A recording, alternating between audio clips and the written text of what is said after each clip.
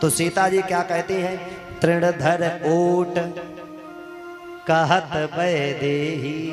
सीता जी एक पत्ते को ले लेती हैं, एक पत्ते को लेकर के तृणधर ओट कहत वैदेही सुमिर अवधपति परम स्नेही। ऐ रावण, यदि तू बच रहा है तो तिनके के कारण बच रहा है। कैसे? तिनका क्यों बचा रहा है? एक बार की बात है, सीता जी का जब ब्याह होकर के आया था, तो जब ब्याह होकर के आते हैं तो रसोई बनाती हैं बहुएं, मीठा बनाती हैं, घर वालों को ग्रहण कराती हैं, खिलाती हैं। तो प्यारे बंधुओं, रसोई इन्होंने बनाई है और रसोई बना करके प्यारे बंधुओं सीता ने क्या किया, राजा दशरथ को परोस दी है। तब तक क्या आया, एक उड़ता उड़ता तिनका राजा दशरथ की खीर में पड़ गया। जैसे ही राजा दशरथ की खीर में पड़ा है तो सीता जी ने तिरछी नजर से देखा, खीर में तिनका पड़ गया। तो इतनी कटु नजर से देखा, इतनी क्रोधपूर्वक नजर से देखा, प्यारे बंधुओं वो तिनका जल करके भस्म हो गया। ये दृश्य कौशल्या मैया ने देख लिया।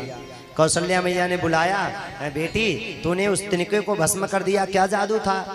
तो कहा माँ वो आकर के उसमें गिर गया है, तो क्रोध पूर्वक दृष्टि से मैंने देखा उसको, बहुत क्रोध से, और जैसे ही क्रोध से देखा है तो तुरंत जल करके भस्म हो गया।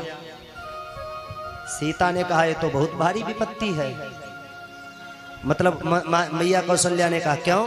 पति पत्नी में लड़ाई तो बहुत होती रहती है, और बाई चांस राम सीता में लड़ाई हो गई, कहीं क्रोध पूर्वक दृष्टि इन्होंने राम को देख लिया, कहीं राम को देख लिया तो राम ही न भस्म हो जाए।